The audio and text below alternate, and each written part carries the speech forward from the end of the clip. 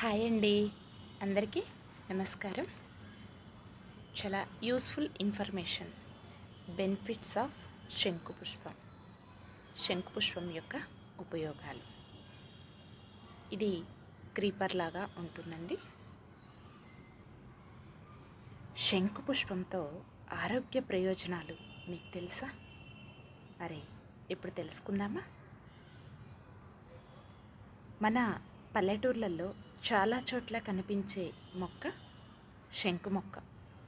పాకుతూ పోయే ఈ మొక్కకు పూసే నీలిరంగు శంకు పుష్పాలతో ఎన్నో ఆరోగ్య ప్రయోజనాలున్నాయి. అవేంటో తెలుసుకుందాం. శంకు పుష్పం లేదా బటర్ఫ్లై అని కూడా వీటిని పిలుస్తూ ఉంటారు. పాకుతూ పెరిగే మొక్క. సాధారణంగా దీన్ని డెకరేషన్ కోసం పెంచుతుంటారు. అయితే ఈ మొక్కల్లో ఎన్నో ఔషధ గుణాలు ఉన్నాయండి. దీని ఆకులు, వేర్లు, ఇత్తనాలు, పుష్పాలు అన్నింటినీ ఆయుర్వేదంలో రకరకాల వ్యాధుల నివారణకు వాడతారు. పురాతన కాలం నుంచి ఈ శంకు పుష్పాలను సాంప్రదాయ మందుల్లో వాడుతున్నారు. ఇది బ్రెయిన్కి టానిక్లా పనిచేసి మెమొరీ పవర్, తెలివితేటల్ని పెంచుతుంది.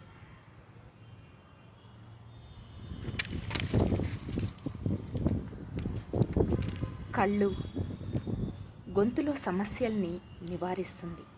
చర్మం, మూత్ర సంబంధ వ్యాధుల్ని కూడా ఇది నయం చేస్తుంది. మనలో ఉన్న ఒత్తిడి, నీరసం, మతిమరుపు, నిద్రలేమి, కంటిచూపు సమస్యలు, జుట్టు రాలిపోవుట, చర్మం వదులుగా అవ్వుట వంటి సమస్యలు వస్తుంటే ఈ పువ్వులను ఉపయోగించటం సరి అయిన పరిష్కారం. వీటిలోని యాంటీ ఆక్సిడెంట్స్, ఫ్లావనాయిడ్స్, పెప్టైడ్స్ మంచి ఫలితాలని ఇస్తున్నాయి. మీకు తెలిసే ఉంటుంది. చాలా వంటల్లో కలర్ కోసం ఈ పువ్వుల్ని వాడుతారు. వీటిని పిండిలో ముంచి ఫ్రై చేసి తింటారు. అలాగే వీటితో టీ, షర్బత్ కూడా చేస్తారు. కాబట్టి ఈసారి నర్సరీకి వెళ్తే ఈ మొక్క తెచ్చుకోండి. ఎందుకంటే దీంతో ఏం చేసుకోవచ్చో మనం తెలుసుకుందాం. మరి ఈరోజు శంకు పుష్పంతో షర్బత్ ఎలా చేసుకుందామో తెలుసుకుందాం.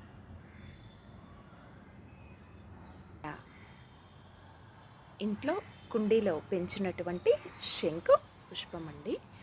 సో దీని నుంచి ఇప్పుడు మనకి ఫ్రెష్గా ఈరోజు పూసినటువంటి పూల నుంచి ఒక 2 తీసుకుందామండి. ఓకేనా? 2 పిక్ చేసుకుందాం.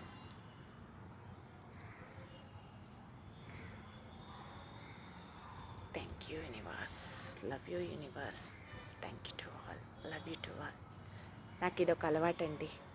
ఏదైనా చెట్టు నుంచి పిక్ చేసుకునేటప్పుడు థ్యాంక్స్ చెప్పుకోవటం, కృతజ్ఞత తెలిపి తీసుకోవటం. ఓకే, నేను ఈ 2 శంకు పుష్పాలని తీసుకున్నాను. దీంతో ఇప్పుడు షర్బత్ ఎలా చేయాలో చెప్తాను.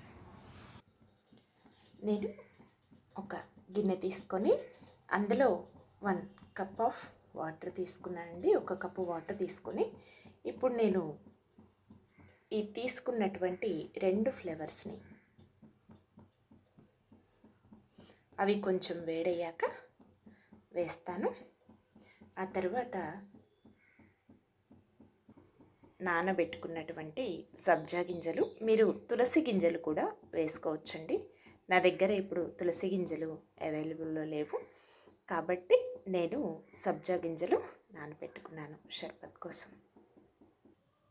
సబ్జా గింజలండి, ఇక కనిపిస్తున్నాయా ఇప్పుడు క్లియర్గా? ఇవి ముందుగా ఒక 5 నిమిషాల ముందు నానబెట్టేసుకొని సోక్ చేసుకోవాలి. ఈలోపు మన నీళ్ళు వేడెక్కుతాయి. చిన్న అల్లం ముక్క మెత్తగా దంచుకుందామండి. ఈ అల్లాన్ని కొంచెం మరుగుతున్న నీటిలో వేద్దాం.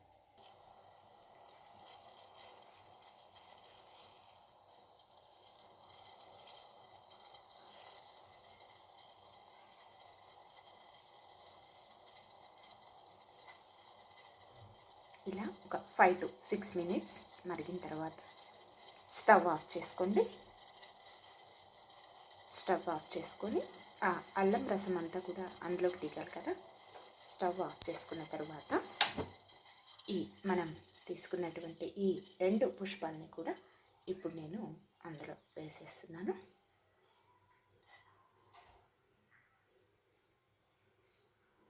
వేసేసి ఇప్పుడు దీని మీద మూత పెట్టి ఒక 2 నిమిషాలు, ఎందుకంటే ఆ పువ్వులోని రసం అంతా దానిలోకి దిగాలి కదా. సో అందుకని ఒక 2 నిమిషాల పాటు మూత పెట్టి ఉంచేయాలి. మూత పెట్టేసుకున్న 2 నిమిషాల తర్వాత వడకట్టుకొని తాగేసేయటమే. తేనె తీసుకున్నానండి నేను. బెల్లం కానీ షుగర్ కానీ, షుగర్ అయితే నేనైతే అవాయిడ్ చేస్తానండి. బెల్లం కానీ హనీ తేనె కానీ తీసుకోండి, మీకు సరిపడినంత టేస్ట్కి. ఒక చిన్న గ్లాస్కి కప్పుకు సరిపడా హాఫ్ పీస్ లెమన్ తీసుకున్నాను. ఇప్పుడు దీనిలోకి రసం పిండుతున్నానండి. ఆ తర్వాత మనం ముందుగా నానబెట్టుకున్న తులసి గింజలు కానీ సబ్జా గింజలు కానీ అని చెప్పాను కదా. ఇప్పుడు నా దగ్గర తులసి గింజలు అయితే లేవు, సో నేను సబ్జా గింజలు తీసుకుంటున్నాను. ముందుగా నానబెట్టుకున్నటువంటి సబ్జా గింజలు తీసుకున్నాను. ఇప్పుడు మనం వేడి చేసుకున్నటువంటి శంకు పుష్పాల యొక్క వాటర్ని ఇందులోకి ఫిల్టర్ చేసుకుందాం. కనిపిస్తోందండి, కలరు ఎక్స్ట్రాక్ట్ అయింది ఫ్లేవర్ నుంచి. ఇప్పుడు దీనిలోకి ఫిల్టర్ చేసుకుందాం.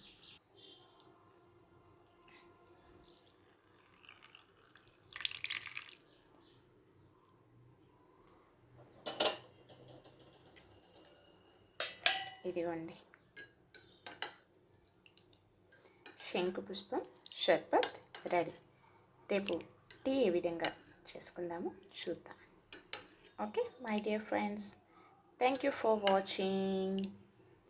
చాలా ఆరోగ్యకరమైనటువంటి బెనిఫిట్స్ అనేవి శంకు పుష్పం నుంచి ఉన్నాయండి. Thank you.